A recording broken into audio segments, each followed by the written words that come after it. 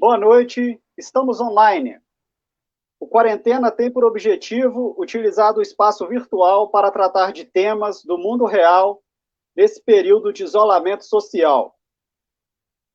O convidado do Quarentena Live de hoje, ele é advogado popular em Ibirité e região, com militância em diversas lutas socioambientais, pós-graduado em gestão pública pela Fundação Escola de Sociologia e Política.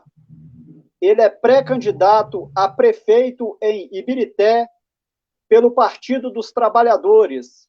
Seja bem-vindo, Henrique Lazzarotti. Muito boa noite, obrigado, Rodrigo, pelo convite. É uma honra estar hoje sentado aqui na sua bancada. E nós aqui em Ibirité acostumamos já com quarentena, foi uma iniciativa muito feliz que você teve. Eu acho que essa é uma forma concreta de democratização da informação, da mídia, né? Que a gente tanto fala, e com poucos recursos, muita boa vontade e coragem, é possível fazer, né? Então, eu quero dar meus parabéns a você. Eu acompanho sempre que possível o Quarentena. E quem sabe futuramente teremos vários países por aí, né? Várias iniciativas como essa. E é um prazer estar aqui hoje para a gente conversar um pouquinho sobre Ibirité, sobre Minas Gerais, sobre o Brasil. Eu agradeço, Henrique, as suas palavras. Realmente, o meu sonho é que mais quarentenas surjam aí no município de Ibirité, na região do Barreiro, porque tanto Ibirité como Belo Horizonte, Contagem, Icas, Mário Campos, Brumadinho, precisa desse tipo de coisa, né? Com pouco recurso, né? 99% de boa vontade e 1% de qualificação técnica para estar levando aí né, informação, a comunidade precisa disso, né? Eu acho que são coisas assim que dá esperança, né, de estar levando, né, de uma maneira sem querer nada em troca, né, a informação para a população. E agradeço pessoas como você que atendem, né, o chamado de estar aqui participando com a gente, né, contribuindo, né, com a formação política da população, né? Porque, igual eu falo, eu não sou nada, eu sou só um condutor de ideias, né? Vocês que, os meus convidados que fazem com que o quarentena aconteça, eu sou apenas um condutor, né? Sou apenas aquele que pego e, né? Enfim. O Henrique, você é defensor do Estado forte, né? A pandemia do Covid-19, ela poderia ter sido bem pior no país sem o SUS. Levando em consideração a desigualdade social no qual vivemos, qual a diferença entre o SUS 100% público e as OS, a chamada organização social? Rodrigo, antes de iniciar a responder propriamente a sua pergunta, eu queria fazer uma colocação prévia. Eu acho que é um consenso hoje para grande parte da sociedade que vamos dizer assim, aquela ideologia neoliberal que, vamos dizer, de certa forma prevaleceu aí nos últimos 30 anos, né? De que o Estado mínimo era o modelo correto a ser seguido, quanto menos Estado, melhor para o desenvolvimento econômico, social e humano. Essa verdade que ficou incontestada aí por algum tempo, ela se demonstrou uma falácia, né?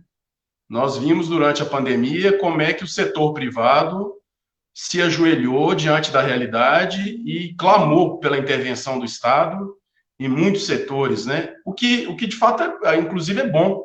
É bom que aconteça, mas no sentido de que se reconhece que o Estado tem um papel imprescindível, né?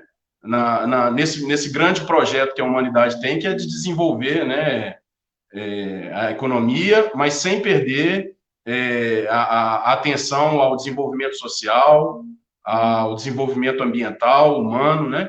Então, acho que essa premissa é importantíssima, né? Nós vimos aí, por exemplo, órgãos de comunicação de massa que no Brasil criaram, vamos dizer assim, um consenso, né? Consenso esse que vem lá do chamado consenso de Washington, mas aqui no Brasil isso perdurou com uma força muito grande. Nós vimos aí esses órgãos de comunicação de massa admitir, né, o papel imprescindível do Estado na economia, na saúde, na geração de empregos e renda e tal. Então, eu queria só começar com essa premissa, porque a pandemia teve, eu não quero dizer um mérito, porque senão parece que a gente está vibrando com esse desastre humanitário, né? Mas a pandemia revelou que o Estado tem sim esse papel e agora, a partir de agora, é inútil que a gente fique tentando tergiversar sobre essa questão. Então, dito isso, eu queria dizer o seguinte, em relação à saúde especificamente, nós vimos aí como é que um Estado, o Estado mais organizado e mais presente, forte, ele foi fundamental para o enfrentamento à pandemia da Covid-19.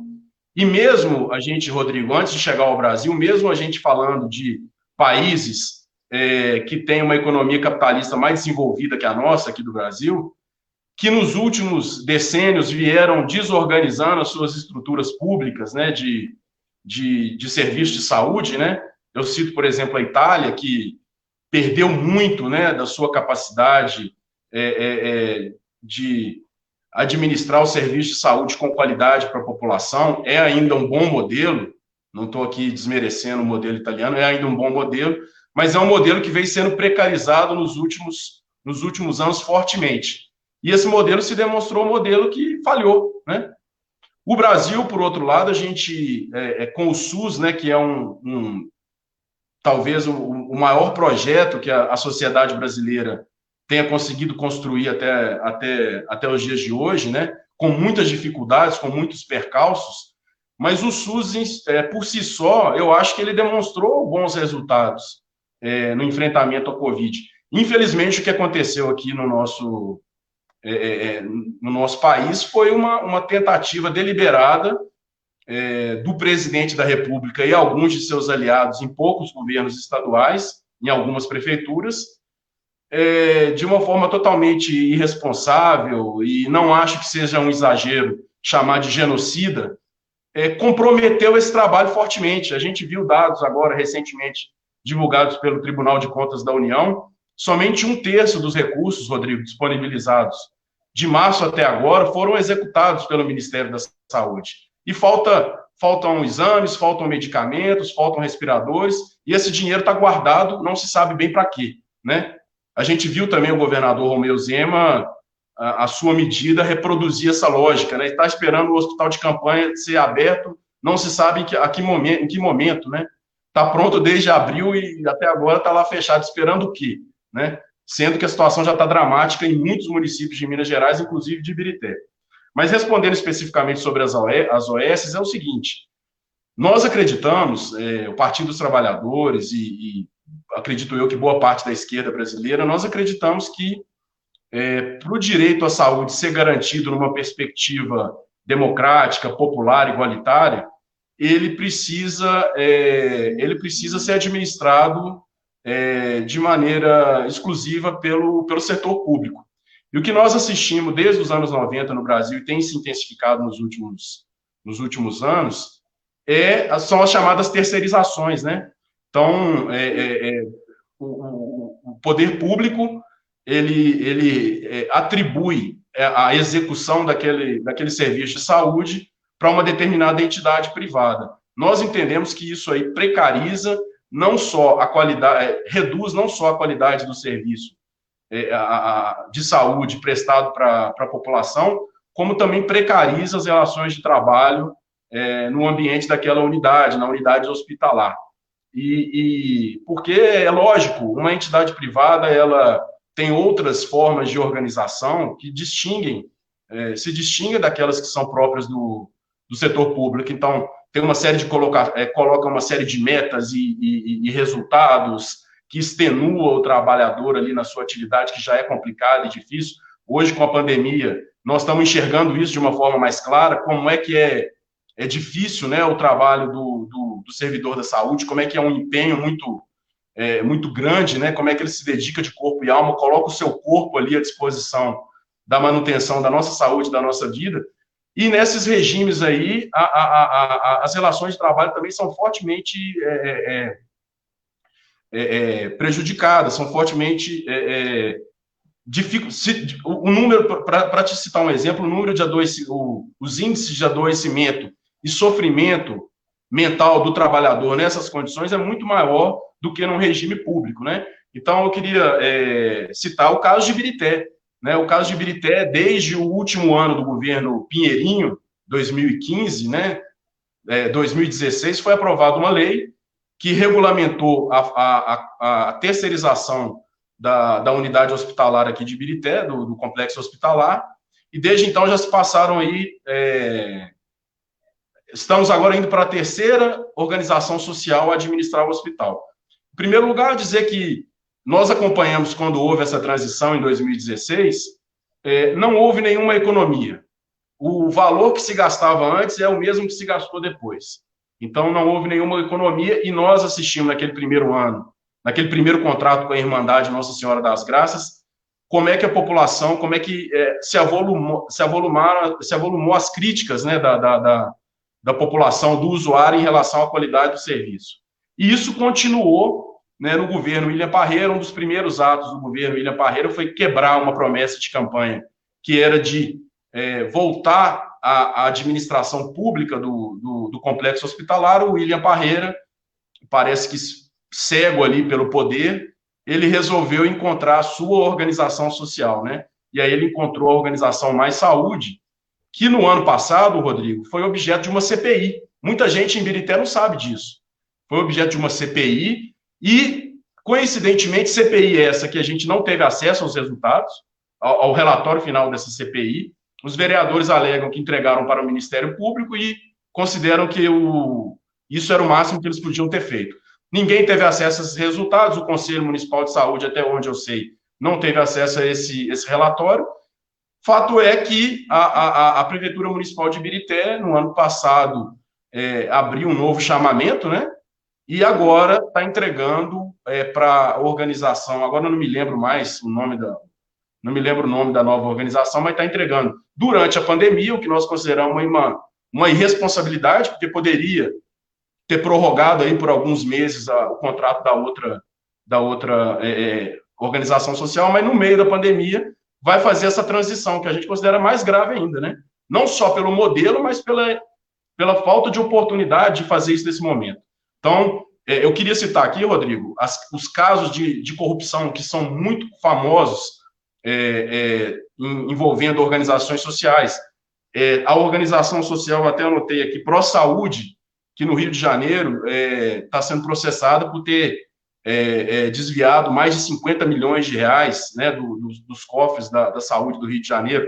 E agora mesmo, durante a pandemia, nós vimos o IABAS, né, o Instituto lá do Rio de Janeiro, que ficou responsável aí pelas ações emergenciais da pandemia, inclusive o hospital de campanha, aquisição de respiradores, está todo mundo em cana respondendo pelo roubo que fizeram. Então, veja bem, esse é um modelo que não tem nenhum benefício. Ele não melhora, ele não reduz o valor gasto na saúde, isso é uma falácia. Em Ibirité nós acompanhamos isso muito. Ele não melhora a qualidade, nós não tivemos nenhum indicador de melhoria de qualidade do usuário, né? Porque da prefeitura o indicador de qualidade não é o que falta, mas do usuário a gente não percebe esses indicadores de qualidade, né? E é isso. Agora, veja bem, a prefeitura, em um certo momento, a gente propôs esse debate, a prefeitura disse assim, não, a gente tem que recorrer à organização social por conta da lei de responsabilidade fiscal, porque existe aquele limite prudencial de 60% com gasto em pessoal, então, terceirizando, a prefeitura sairia desse problema, desse limitador da lei de responsabilidade fiscal. Eu queria lembrar ao prefeito que ele poderia, por exemplo, começar a rever os mais de 700 assessores que ele tem dentro de Ibirité, que Ibirité é a cidade da região metropolitana, pelo tamanho, ela tem mais assessores do que Santa Luzia, que é uma cidade maior que Ibirité, tem mais assessores que Divinópolis, tem mais assessores do que Poços de Caldas. Eu fiz essa pesquisa no site da Transparência do Tribunal de Contas do Estado. Então, poderia começar reduzindo, provavelmente, assessores que não têm tanta necessidade, são muitos, são 700 em Ibirité hoje, e poderia, dessa forma, fazer enquadrar os gastos com o pessoal da unidade hospitalar dentro da lei de responsabilidade fiscal, e dessa forma voltar a termos uma administração pública da saúde em Ibirité, porque ela é melhor para o usuário e ela é melhor para o trabalhador na saúde. Antes de eu passar para a próxima pergunta, eu vou só ler algumas interações aqui das pessoas que estão acompanhando a gente aqui. O Sognaldo Samarino, o vereador Daniel Sérgio está acompanhando a gente, o Anderson Mourão está mandando uma boa noite para a gente aqui, o China de Freitas está mandando aqui um tô na área, o Rômulo Venades mandando boa noite, o Caio, inclusive o Caio pergunta por que o Bernardão desistiu como pré-candidato a prefeito. Leobino Ramos está dando boa noite, Eni Fonseca, deixa eu ver mais alguém aqui que acabou de entrar. A Geisa também, a professora Geisa está acompanhando a gente, a Raquel Carques, a Keila Venades, o Amilá Carteiro, William Rodrigues, Marlene Coelho, o Décio Rodrigues, tá todo mundo aqui acompanhando a gente aqui. E o China também, ele faz uma pergunta, Anderson, ele pergunta o seguinte, ele pergunta se essa grande quantidade de número de candidatos a prefeito, se isso, de certa forma, ajuda a família que antes que comandou Ibirité aí durante um período aí, durante 16 anos aí.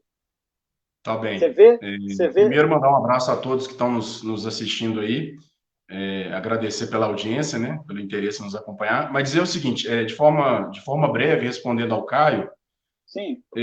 Caio, 2016 foi um ano politicamente muito difícil, né? Naquele momento, a gente estava no auge de um processo de criminalização do Partido dos Trabalhadores e que hoje se revela um grande esquema montado, inclusive com apoio de agências de inteligência norte-americanas, Serviço Federal de Polícia dos Estados Unidos e tal, dando um suporte administrativo para a chamada Operação Lava Jato, né? E naquele momento o PT sofreu um processo de criminalização muito violento, muito injusto. A história está dando conta de reparar isso, né? Nós vamos ser absolvidos, nós estamos sendo absolvidos. E aquele ali também era um momento que o Brasil passou por uma fratura gravíssima, né? Que foi o golpe contra a presidente Dilma Rousseff. Hoje a presidente Dilma Rousseff é inocentada pelo Tribunal de Contas da União, que foi aquele que criou, vamos dizer assim, o elemento por meio do qual se montou toda aquela farsa do impeachment, né, que nós chamamos de golpe. Então, naquele momento, Caio, muitos companheiros e tal sofreram muito companheiras sofreram com essa avalanche de acusações levianas tentaram criminalizar o Partido dos Trabalhadores, né? Então, naquele momento, por motivos pessoais, de foro pessoal, da família, creio eu, não é que me tenha dito isso, mas também aspectos ali ligados à crença religiosa do companheiro Ricardo Bernardão, ele abriu mão, ele se colocou à disposição da oposição que vinha sendo construída em Ibirité já, né, ao projeto da oligarquia da família Pinheiro, esse projeto que tanto mal fez a Ibirité. Nós vamos poder falar mais disso aqui durante essa transmissão, se eu tiver oportunidade, mas dizer que ele se colocou à disposição, mas abriu mão, é uma realidade, né? E olha, veja como é que esse processo pode ter causado tanto mal ao país, né? Não só ao governo federal, em que hoje nós primeiro elegemos aquele golpista lá, virou presidente o golpista do Temer, né? Que aprovou uma série de barbaridades no país. E agora temos um não governo, um desgoverno, né? Um governo genocida.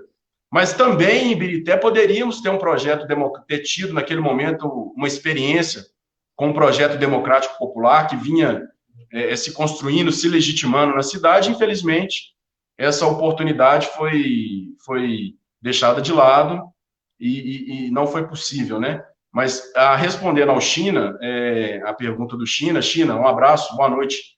Queria dizer para o China o seguinte: eu não considero que isso favorece o retorno da família Pinheiro, porque é o seguinte, China, ao contrário do cenário que nós tínhamos em 2016, em que claramente existiam dois polos dentro de Ibirité, um polo oposicionista e um polo situacionista, né, do governo Pinheirinho, hoje essa realidade ela não existe mais. William Parreira não foi o prefeito daquela oposição de 2016. São vários os exemplos que eu posso te dar, tanto do ponto de vista de programa de governo, em que ou ele não cumpriu, ou ele se desviou daquele programa de governo, que vinha sendo construído naquele momento, mas também de vários setores e apoiadores, lideranças que debandaram do governo William Parreira. O governo William Parreira hoje é um governo formado por ex-pinheiristas à procura de um emprego, de um cargo, de algum espaço para fazer a sua pequena política.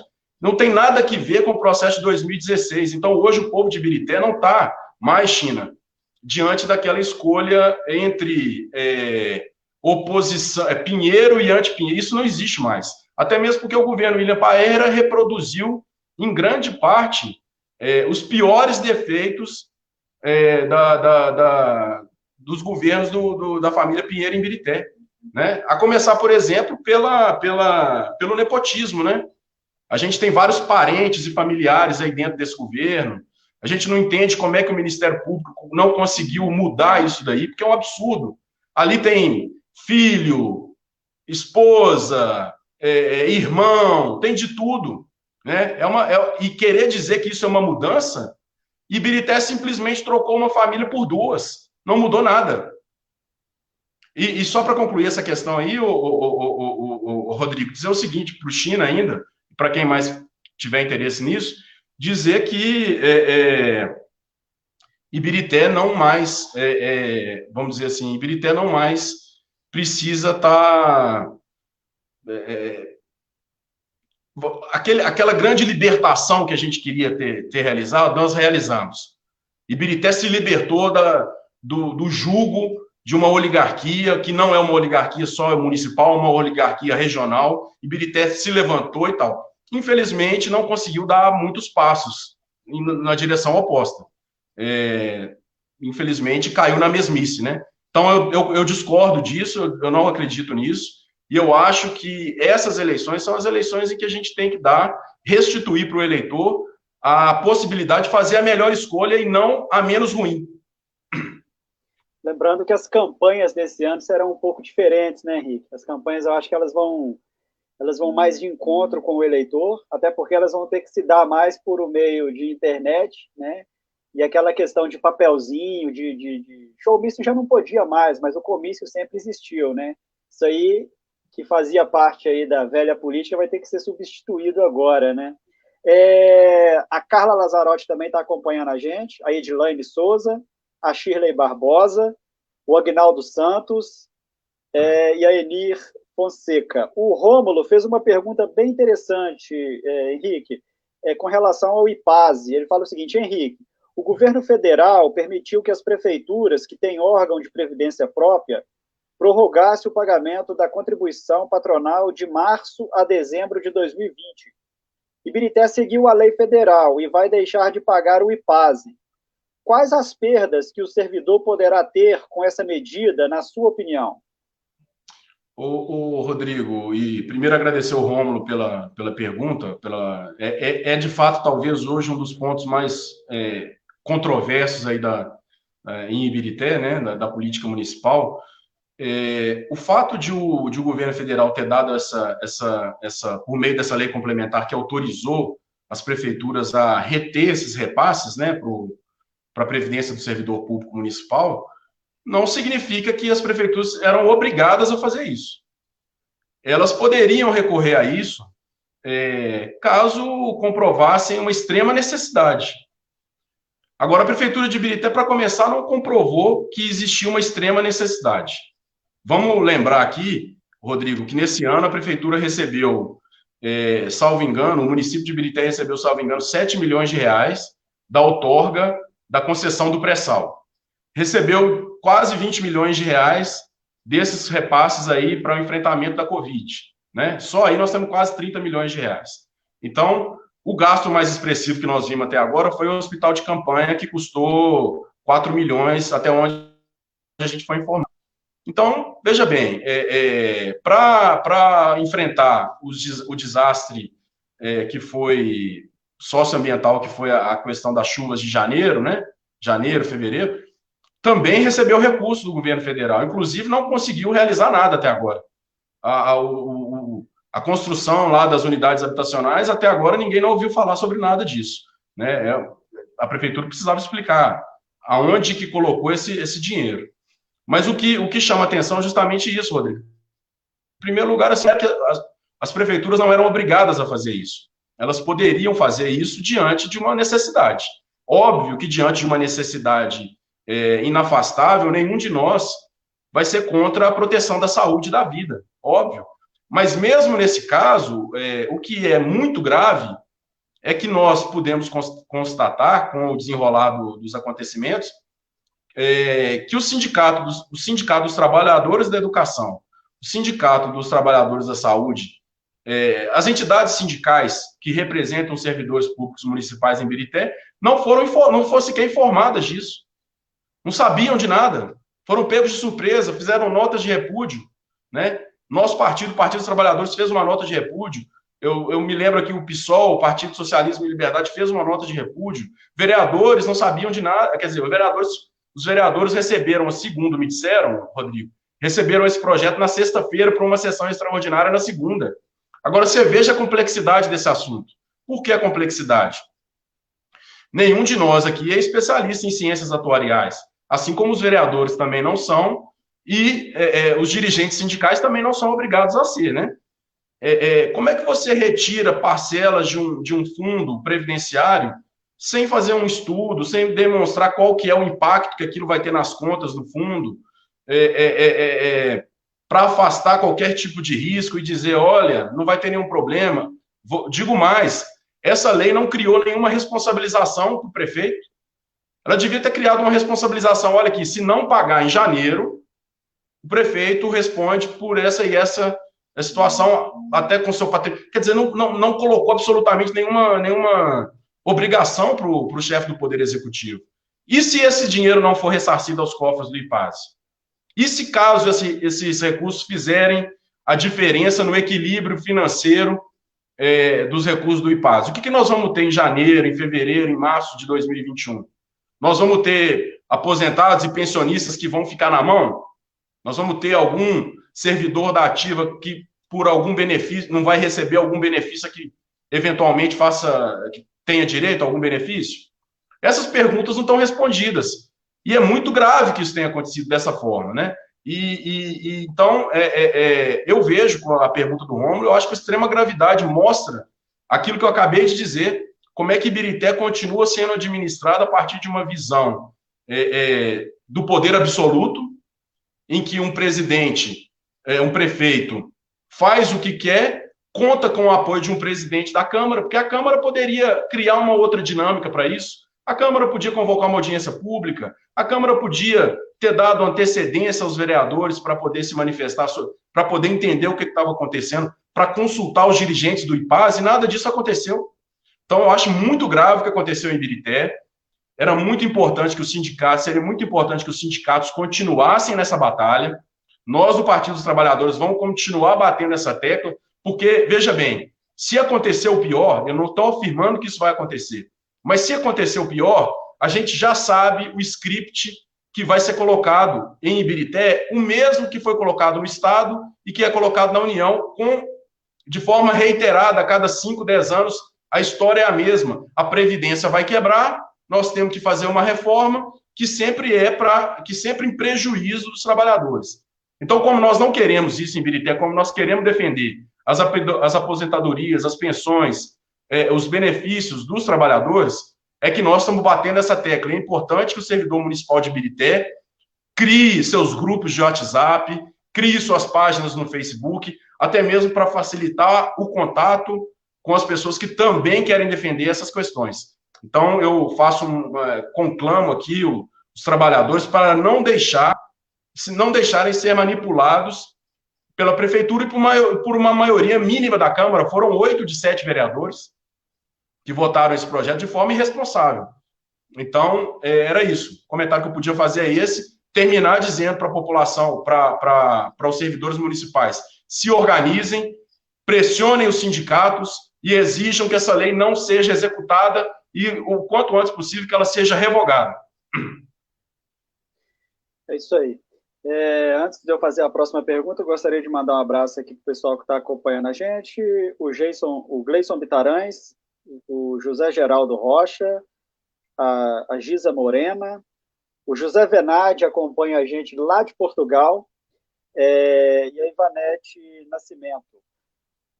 Henrique, um representante do Executivo, seja ele federal, estadual ou municipal, que não escuta os clamores do povo e, a partir daí, estabelece metas e planos de governo, logo, logo ele cai no desgosto popular. O que dizer do atual plano estadual Minas Consciente para a retomada da economia?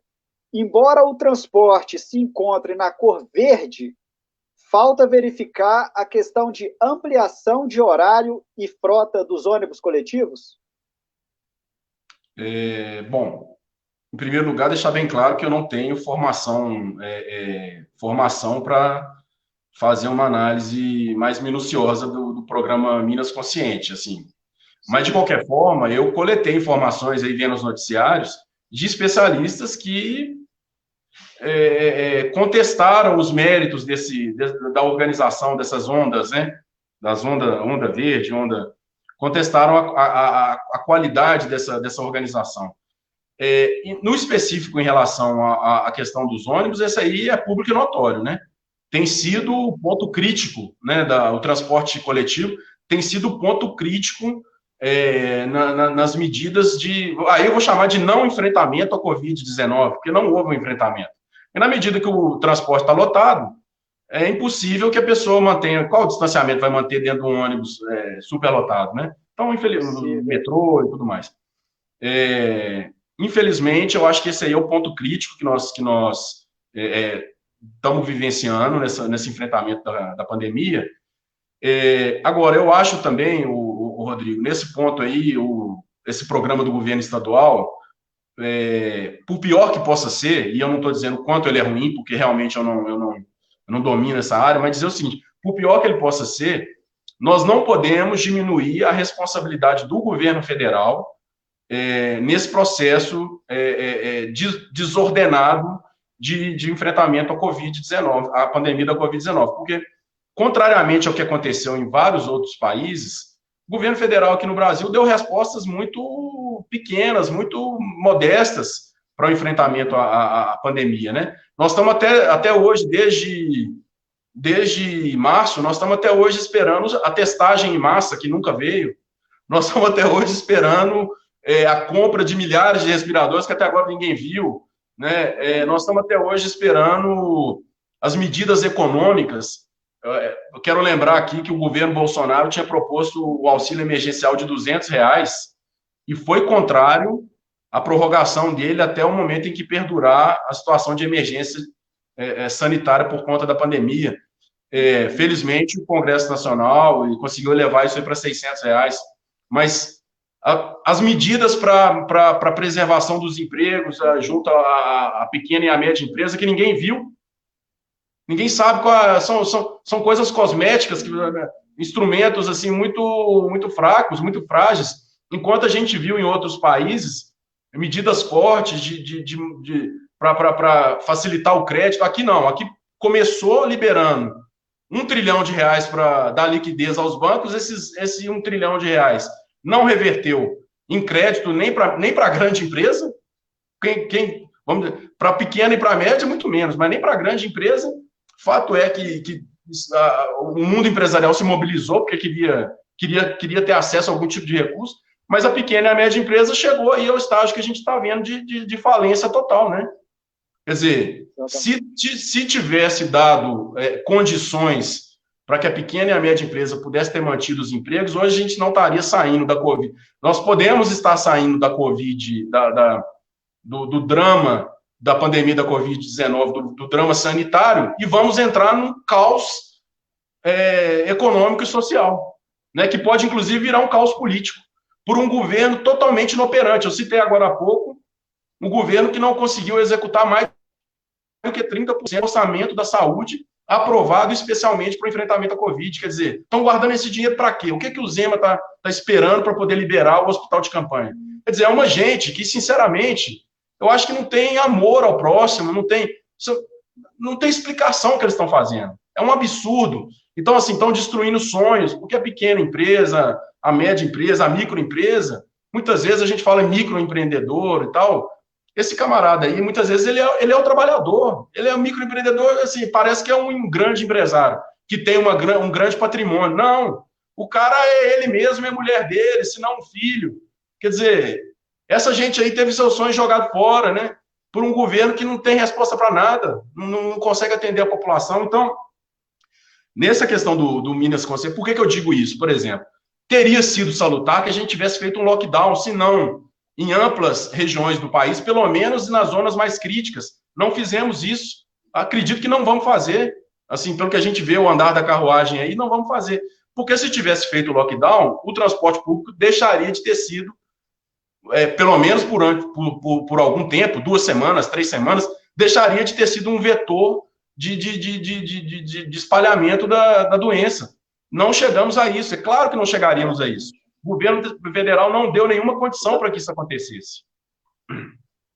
Exatamente. Inclusive, aquele senador que foi eleito pelo ex-partido do Bolsonaro, né, o Major Olímpio, do PSL, ele chegou a falar semana passada, se eu não me engano, eu estava lendo, se eu não me engano, no Globo ou na Folha, não lembro mais, ele chegou a falar do dinheiro, né, que é para combater a Covid, que está sendo distribuído entre pelo menos 50 senadores e 200 deputados, né, federais, né, a fim de construir, né, uma construção de uma base de apoio, né.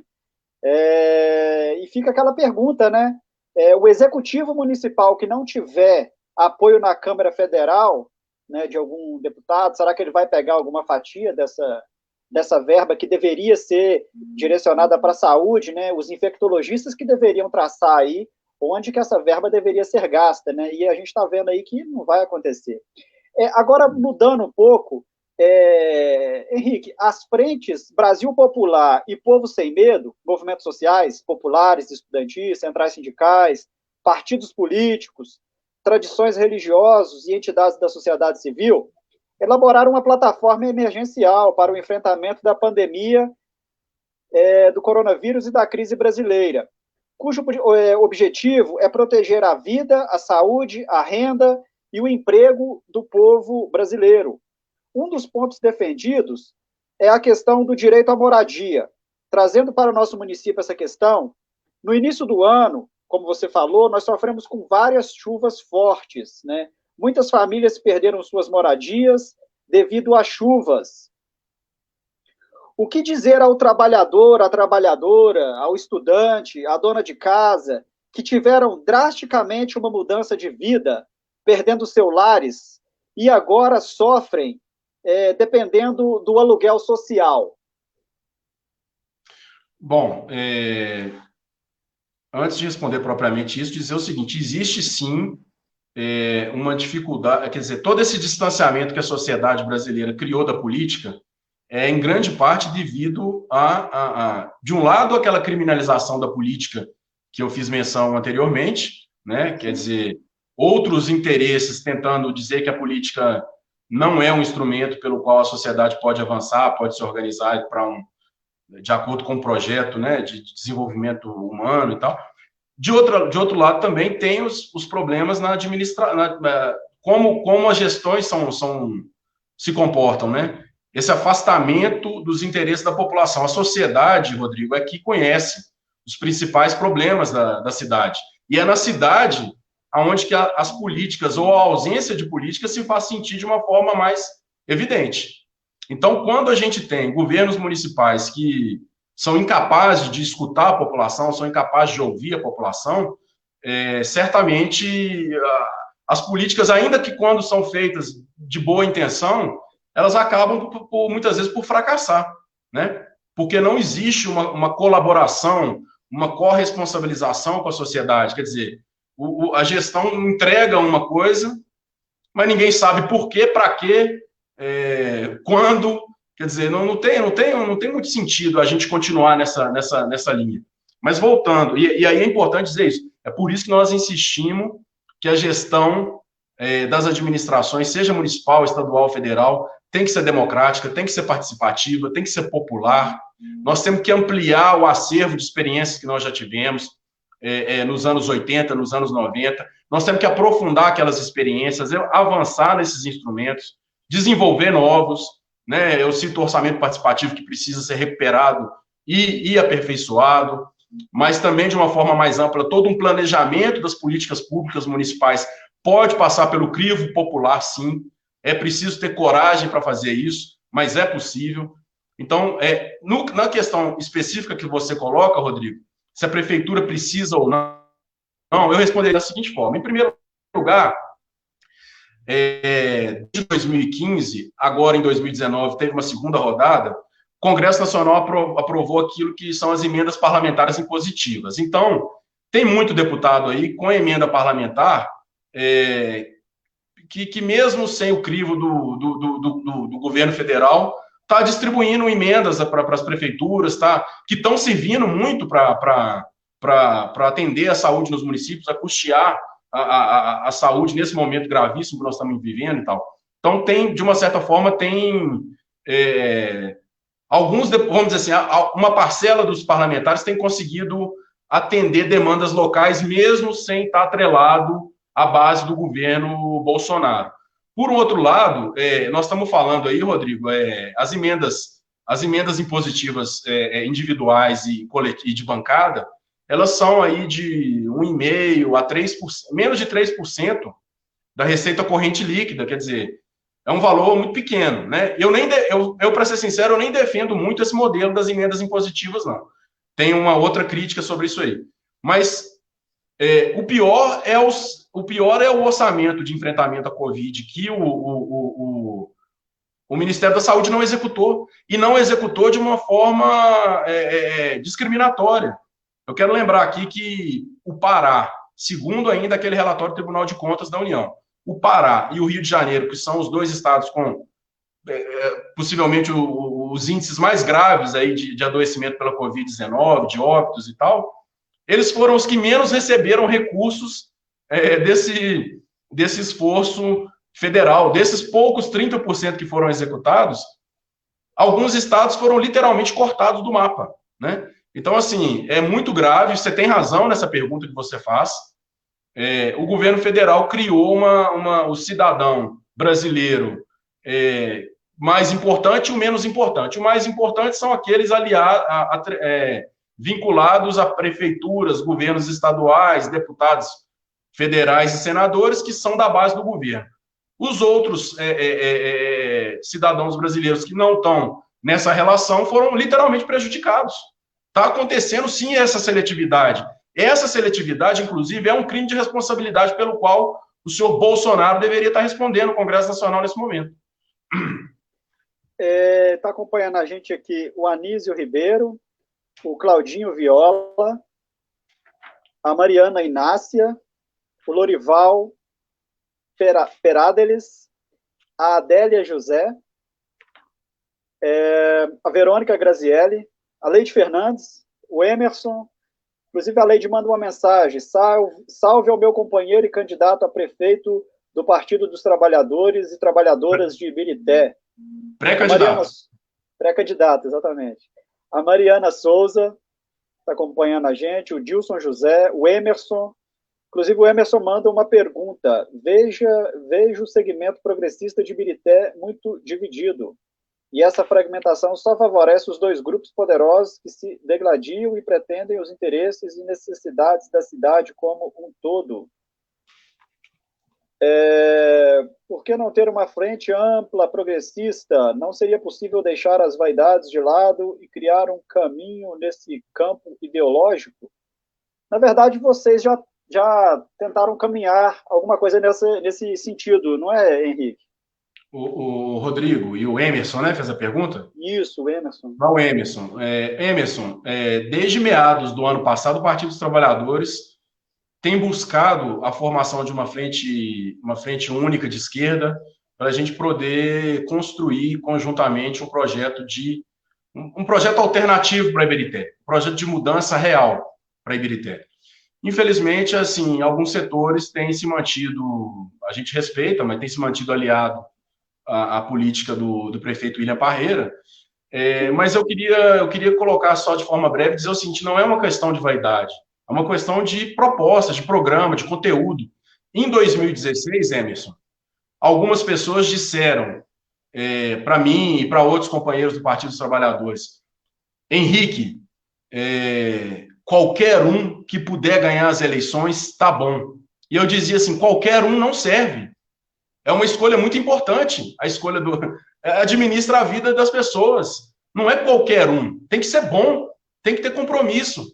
E aí nós vimos o que deu, né? Deu no que deu, quer dizer, o governo William Parreira, o Emerson, é o governo em que tudo mudou para tudo ficar exatamente como estava. Não mudou nada. Mudaram os nomes, mas alguns nem mudaram, né? O William Parreira conseguiu, como prefeito, absorver muito daquelas lideranças pinheiristas que ficaram desamparadas. Ele trouxe isso para dentro do governo dele. Mas o que mudou, basicamente, foram os nomes, a política é a mesma.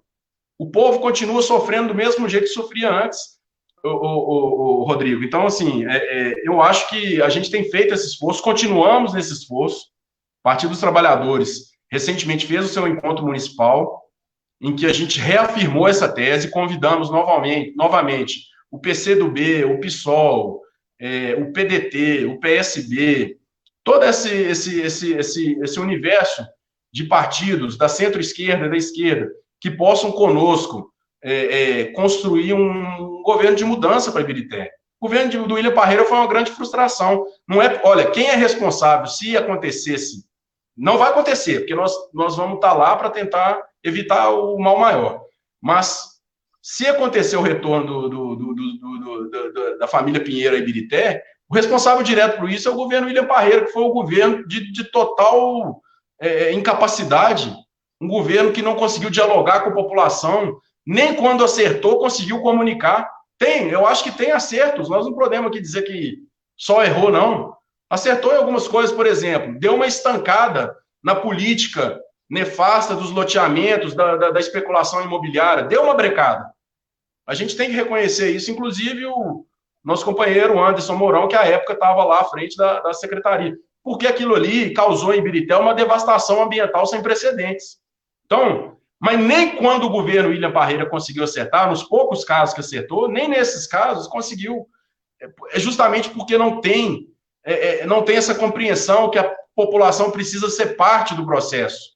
A população é parte da solução, ela não é destinatária só da solução, ela é parte. E por esse motivo o governo William Parreira, de certa forma, ressuscitou o fantasma dos pinheiros em Ibirité. Agora, a população de Ibirité, o Rodrigo, é uma população trabalhadora, é uma população que merece mais, e eu tenho certeza que não vai cair nesse erro de novo. A população sabe hoje que não é obrigada, não será obrigada a escolher entre o ruim e o péssimo, entre o muito ruim e o péssimo. Então, eu quero dizer que todos os partidos, todas as lideranças que se julgarem em condição de colocar uma pré-candidatura, que coloquem. Vamos fazer o debate político amplo, franco, sincero, construtivo. Agora, nós, especificamente do Partido dos Trabalhadores, nós estamos convidando esses partidos que eu citei e também setores da sociedade civil organizada, movimentos sociais, lideranças, lutadoras e lutadores, para vir compor com a gente, desde já, na formulação do nosso programa de governo, esse grande movimento que quer mudar a Ibirité. Aquele movimento que nós quase conseguimos em 2016 frustrou todo mundo. Agora é a hora de ir para um novo capítulo. Não existe mais Pinheiro contra Pinheiro. Isso acabou em Ibirité. O governo William Parreira é a continuidade do governo dos Pinheiros. É a continuidade. Tem vários fatores que mostram isso. Então, é nesse sentido. Você quer ver um deles, Rodrigo? Voltando na sua pergunta sobre as chuvas, sim. Eu estava folheando aqui alguns documentos que eu tenho. Ibirité, desde o governo Pinheirinho, passando pelo governo William Parreira, não produziu instrumentos essenciais e básicos para controlar esse tipo de problema, que é o problema das chuvas, das inundações, do risco geológico. Aqui a gente não conseguiu andar desde 2009, Rodrigo. Veja bem, nós não conseguimos andar desde 2009 em Ibirité na gestão dos Pinheiros e do William Parreira. Nós não conseguimos andar com o Plano Municipal de Regularização Fundiária, está sendo feito aos trancos e barrancos, sem envolvimento da comunidade, da sociedade, está sendo feito sob uma ótica exclusivamente jurídica, deixando de lado a questão urbanística, a questão social, que são juntos o grande objetivo da regularização fundiária, porque não basta você dizer para o cara que ele tem a posse, que ele tem a propriedade.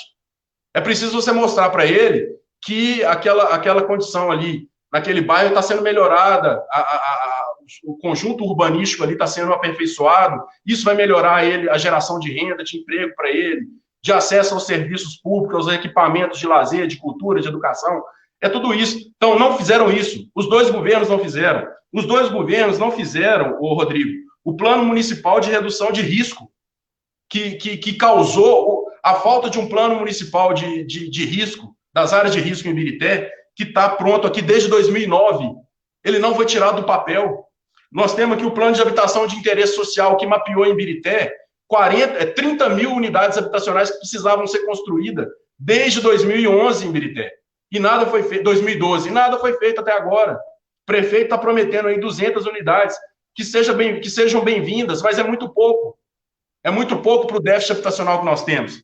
Então, e lembrar que, para mostrar mais uma vez como é que são dois lados da mesma moeda, William Parreira e Pinheirinho, Toninho Pinheiro, Pinheiros e Parreira são dois lados da mesma moeda, e dizer o seguinte: o Serviço Geológico do Brasil deu uma entrevista no Jornal Nacional esse ano, em janeiro, dizendo que mandaram alertas para as prefeituras, inclusive da Ibirité, porque eles têm um mapeamento preciso por ruas, quais são as casas aqui de Ibirité que sofrem com riscos de desabamento, de inundação. E o que foi feito? Digo mais, o que está sendo feito para 2021? O que o prefeito William Parreira e os vereadores que apoiam ele estão fazendo em relação às chuvas que vão vir em 2021?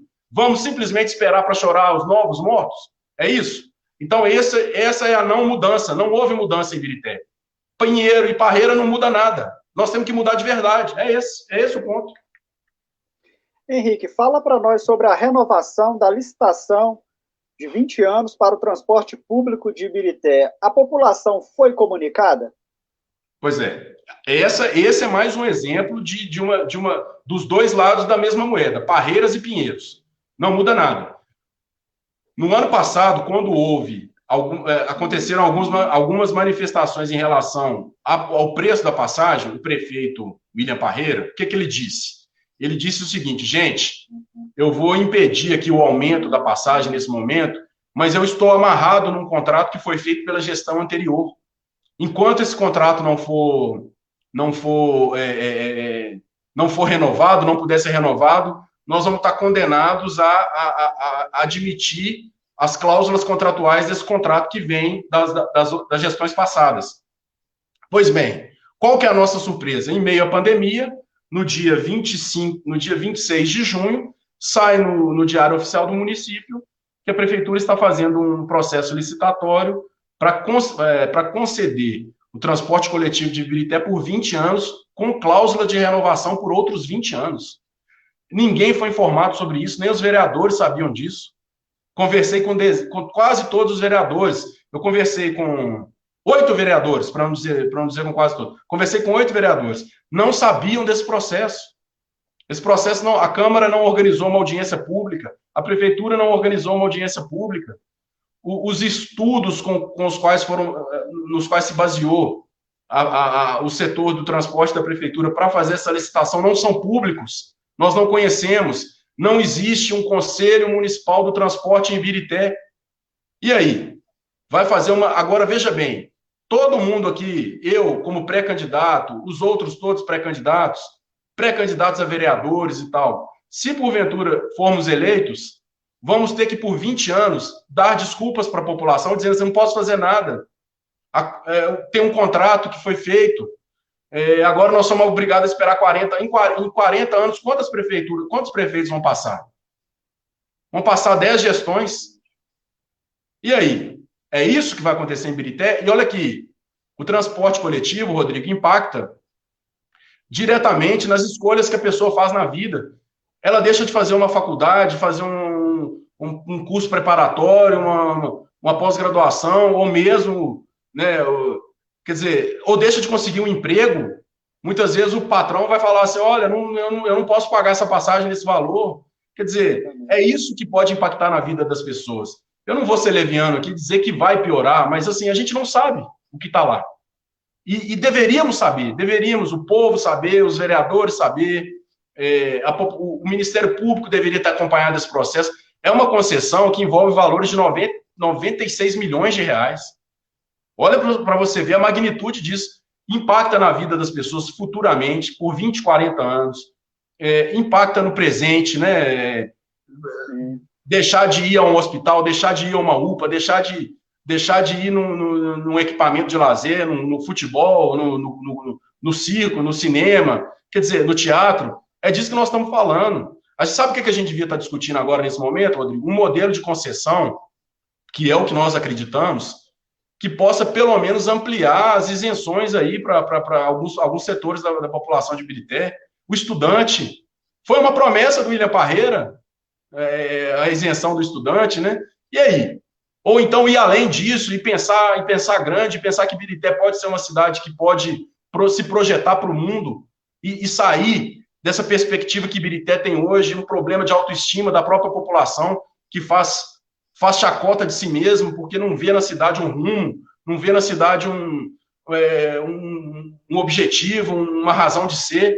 Por que Ibirité não pode ser uma cidade inovadora, uma cidade propositiva? Deveriam estar discutindo, nesse momento, uma concessão em outros moldes, né? E quero lembrar que Ibirité, Rodrigo, está fazendo essa concessão aí sem ter o plano diretor municipal, que é nosso plano vigente em Ibirité de 99, pelo Estatuto da cidade deveria ter sido revisto em 2009, estamos com 11 anos de atraso. O prefeito William Parreira contratou a consultoria para elaborar o plano diretor. Por que não aguardar esse plano diretor, que é um instrumento básico de ordenação territorial que nós temos? Por que não fazer primeiro o plano municipal de mobilidade urbana, que vai ter que ser feito até 2022? Agora, pode acontecer em Ibirité uma situação esdrúxula de nós termos um plano diretor e um plano de mobilidade urbana extremamente avançados e, ao mesmo tempo, estarmos amarrados num contrato de 20 anos que foi feito na calada da noite, no meio da pandemia Covid-19. É essa a gravidade do assunto. Então, eu conclamo os vereadores, deveriam estar assumindo essa luta mais do que qualquer um outro. O povo de Ibirité, e aí a mesma sugestão que eu dei antes, que o povo crie seus grupos de WhatsApp, suas listas de transmissão, para poder barrar essa concessão. Essa concessão não é um cheque em branco que nós estamos dando. Não sabemos o que está nessa concessão. E vai estourar na mão da próxima gestão, né? Porque 2022 vai estar no meio da gestão ainda, né? Vamos colocar assim. A questão do que você falou que vence em 2000 e... O plano diretor, Rodrigo, vai sair no ano que vem. O plano diretor já foi, né? O plano diretor é ano que vem. Ano que vem. E o plano municipal de mobilidade urbana para 2022. Quer dizer, exatamente, suponhamos que uma gestão moderna, progressista, venha essas eleições em Ibirité, nós vamos ter sido subtraídos. Nós podemos até aprovar um plano diretor fantástico, que remodele essa cidade, que dê para essa cidade uma perspectiva mais democrática, mais plural, acessível e tal. Nós podemos fazer isso, podemos aprovar um plano municipal de mobilidade urbana e ficar frustrado por 40 anos. É isso a gravidade do assunto. Exatamente. Vamos caminhando para... O nosso tempo ficou um pouco restrito, Henrique. Vamos caminhando para a última perguntinha aqui, depois eu vou dar uma lida ainda nas mensagens, em algumas que o pessoal tem mandado aqui, as interações. Analisando o atual quadro da educação nos municípios, muitos recursos deveriam ter sido investidos para termos uma educação de qualidade, inclusive investindo no salário dos professores. Porém, se levarmos em consideração a PEC que congelou os gastos públicos por 20 anos, que foi aprovada no Congresso, quais as maiores dificuldades que os próximos prefeitos de municípios com arrecadação modesta terão para fornecer uma educação de qualidade aos estudantes da rede municipal? Está um pouco travado naquilo que a gente já vinha falando, né? Em primeiro lugar, festejar e me congratular com todos aqueles milhões de brasileiras e brasileiros que fizeram parte da campanha para aprovar o Fundeb permanente.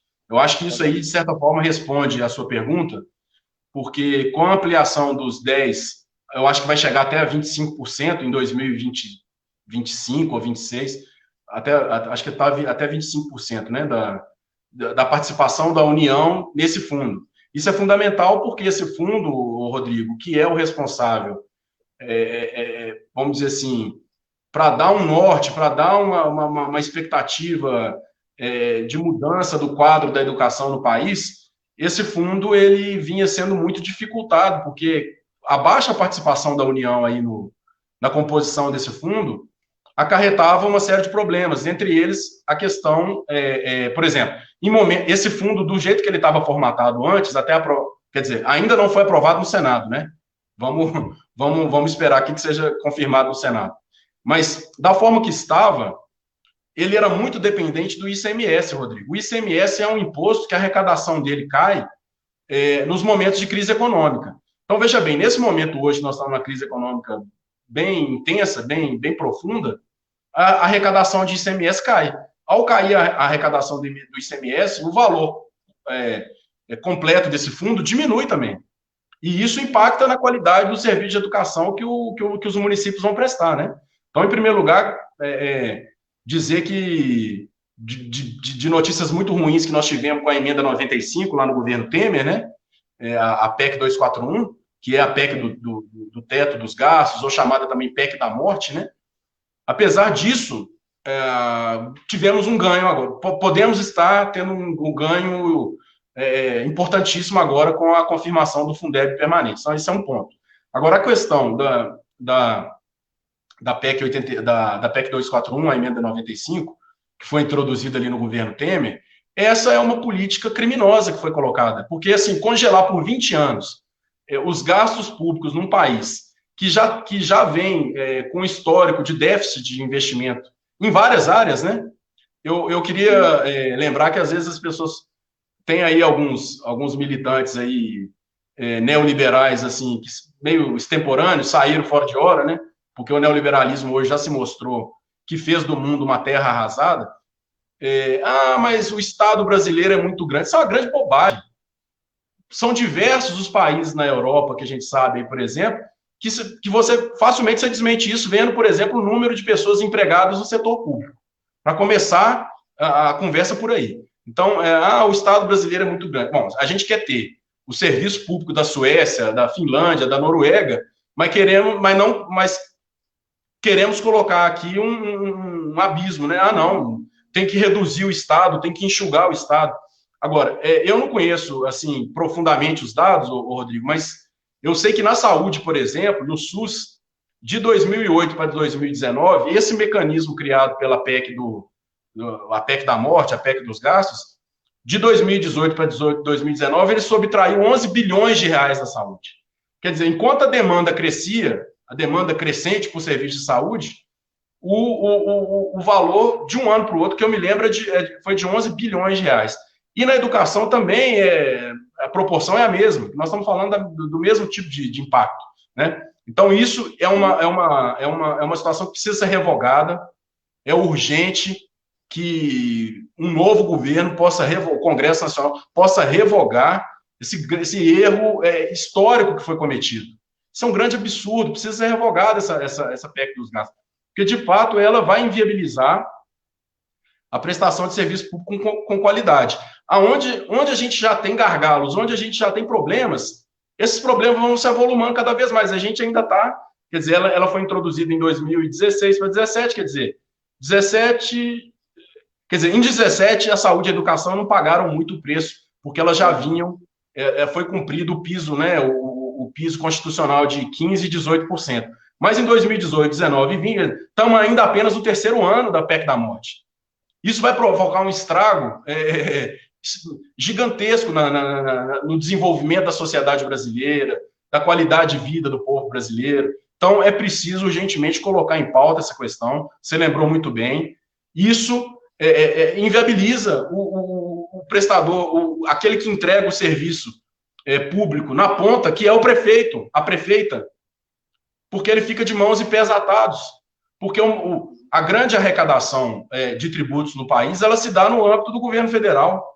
Então, se o governo federal faz esse enxugamento paranoico, né, esse enxugamento que não se explica em lugar nenhum do mundo, eles criaram aqui, parece um mundo paralelo no Brasil, o Estado brasileiro é enorme, que é uma grande falácia. Então, assim, isso sim, de fato, você tem toda a razão, é uma pauta prioritária nossa, da esquerda, do campo progressista, nós precisamos bater nessa tecla todos os dias, e também os pré-candidatos a prefeito, é bom estarem cientes, e vereadores, que não vai chegar e sentar lá na cadeira em janeiro de 2021, estalar os dedos e mudar, não. Tem que fazer a disputa no âmbito nacional e estadual. O que o governo Bolsonaro e Zema estão fazendo vai provocar resultados nas próximas gestões dos prefeitos. Então, é sim muito importante que a gente esteja atento, esteja na luta, e consiga reverter esse processo de desorganização do Estado brasileiro.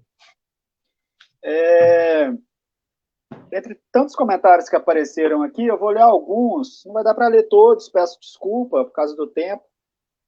A Geisa colocou um bem interessante, ela colocou: Ibirité está sofrendo tantos ataques, parece que a boiada do prefeito não perde tempo, é ameaça de mineração, precarização do IPASE, plano diretor no meio da pandemia, contrato de 20 anos para o transporte público, Codema sem eleição, ninguém merece.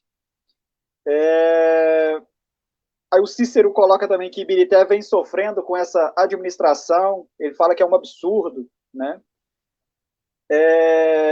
O Enir, ele parabeniza a gente, parabéns, companheiro Henrique, mostrando competência, capacidade, condições, devolver Ibirité para seus verdadeiros donos, seus munícipes. Aí ele parabeniza a gente pela condução da live. Enfim, tem muitas interações aqui, infelizmente não vai dar para ler todas aqui, responder todas. Peço desculpa, pessoal. Se você quiser depois entrar, Henrique, comentar, sinta-se à vontade aí. Gostaria de te agradecer, Henrique, por ter aceitado participar do Quarentena aqui com a gente. Esse bate-papo é sempre muito esclarecedor, né?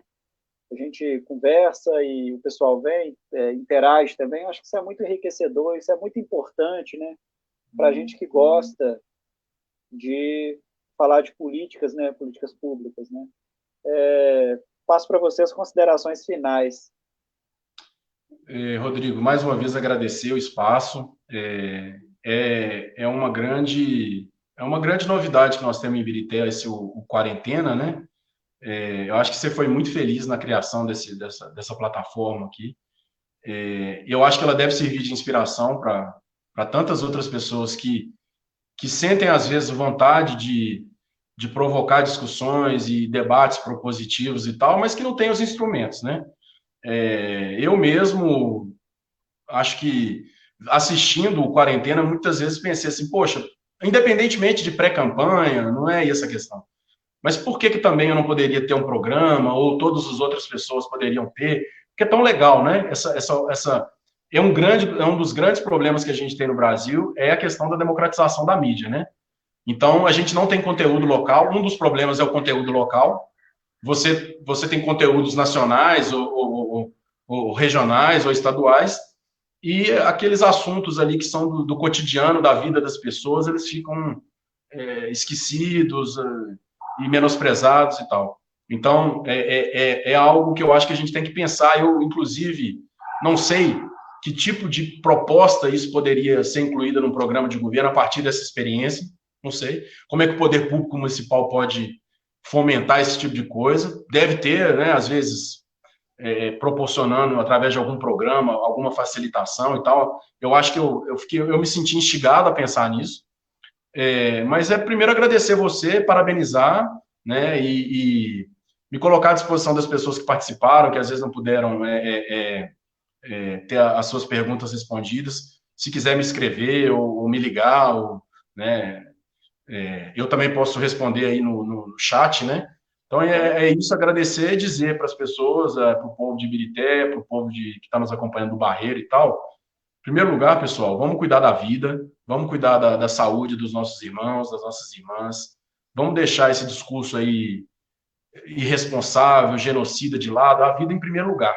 Nenhum de nós, nem o trabalho não existe se a pessoa tiver adoentada ou tiver morta, né? Então, vamos colocar a cabeça na consciência, vamos colaborar. A gente tem apontado aí erros em Ibirité gravíssimos na condução da política de enfrentamento à Covid, mas no pouco que está acertando, vamos contribuir com a gestão, né? Tentar minimizar os impactos. Em Ibirité, cada dia os números vão aumentando de uma forma assustadora. Então, eu queria deixar esse recado especial em relação ao enfrentamento da Covid-19. Se o prefeito está fazendo errado, não está funcionando, vamos cobrar, mas, ao mesmo tempo, vamos dar a nossa parte, vamos dar a nossa contribuição, vamos agir com responsabilidade, né? Porque é o nosso interesse, afinal de contas. Então, eu queria encerrar com isso e dizer que fico à disposição. Nós vamos nos encontrar tantas outras vezes nesse período, no período eleitoral também. O objetivo, a proposta da nossa pré-candidatura é garantir que essas sejam eleições onde as pessoas tenham de fato, opções, onde elas tenham, de fato, condição de escolher. Eu repito sempre, eu vejo a atual gestão de Ibirité como o outro lado da moeda da gestão Pinheiro. Então, garantir que a democracia em Ibirité possa ser exercitada de uma forma ampla, plural, e, se possível, se for desejo do povo, né, mudar, independentemente de quem vai ser o candidato. Eu sou ainda um pré-candidato, Rodrigo, né? Eu ainda tenho que ser confirmado pelas convenções do partido. elas ainda vão acontecer de forma remota. Então, eu sou ainda apenas um pré-candidato, as nossas atividades estão muito limitadas ao mundo virtual, então, mas chamar a atenção da população para mostrar como é que a política influencia de forma direta nos resultados que a gente tem, bons ou ruins. Então, eu queria encerrar com isso e ficar à disposição de quem quiser bater um papo, contribuir, colaborar com as nossas ideias, é isso. Obrigado, Henrique. E engraçado, você falou numa questão que me veio à memória tudo quando eu comecei a pensar em estar criando quarentena.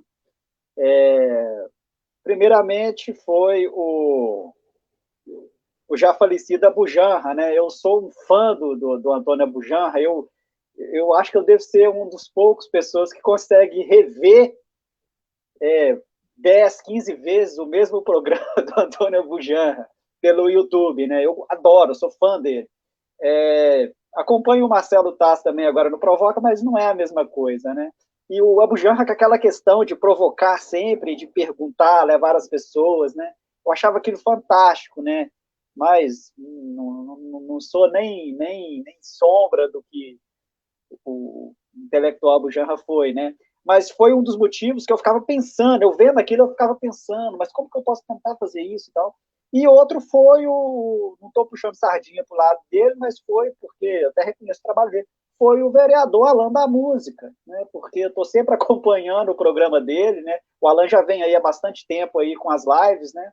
Então eu via as lives do Alan, ele trazia, né, para isso que você falou, para o municipal, para o dia a dia, para o cotidiano, e achava aquilo interessante, né? Um dia fui lá, ele me convidou, fui lá no programa dele, participei lá, e achei aquilo fantástico. E comecei a pensar com meus botões, com as minhas limitações, como é que eu poderia tentar fazer alguma coisa. E aí veio o período da pandemia, eu já tinha isso em mente há um tempo, veio o período da pandemia e o nome foi assim, encaixou, né? Eu comecei a pensar um monte de nomes, né? E veio quarentena e ficou quarentena. A início, quarentena seria só alguns dias, né? Eu pensei em fazer ele aí cerca de um mês e parar, mas foi aparecendo oportunidades e tal, e a gente vai levando o quarentena e fica aí um convite aí para quem está assistindo a gente, né? Quiser participar com a gente, quiser bater um papo. Uma coisa que tem que ficar clara também, o quarentena ele não é só, muita gente acha que o quarentena é só para pessoas que estão ligadas à política. Não, se você tem um comércio, quer falar do seu comércio, ainda mais nesse período aí, que as coisas estão difíceis para todo mundo, né, pode entrar em contato, pode vincar, pode bater um papo. Né, às vezes a pessoa fica, né, Henrique, às vezes a pessoa fica restringida ali, mas o que eu tenho para falar é muito breve, não tem importância.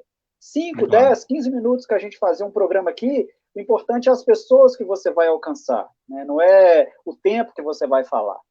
Então fica aí aberto o convite, né, toda quinta e sábado, inclusive sábado agora, ainda não tem agenda ainda, está em aberto, né?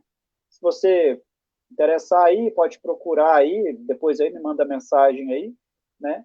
E é isso aí, o Quarentena tem por objetivo, né, aquilo que eu sempre falo no início, aquele chavão que eu falo, utilizar do espaço virtual para tratar de temas do mundo real nesse período de isolamento social. Passando o isolamento social, se as demandas continuarem, a gente vai continuar aí até ver onde que vai. Agradeço mais uma vez, Henrique, a sua participação, agradeço a todo mundo que está, os quarentenautas aí que está acompanhando até agora, né? Muito obrigado e fica aquele alerta, se forem sair, usem máscara, né? Vamos evitar aglomerações, né? Vamos evitar contatos desnecessários aí, e se puder fazer reuniões pelo virtual, é a melhor saída. É isso aí. Fiquem com Deus e até mais. Tchau, tchau.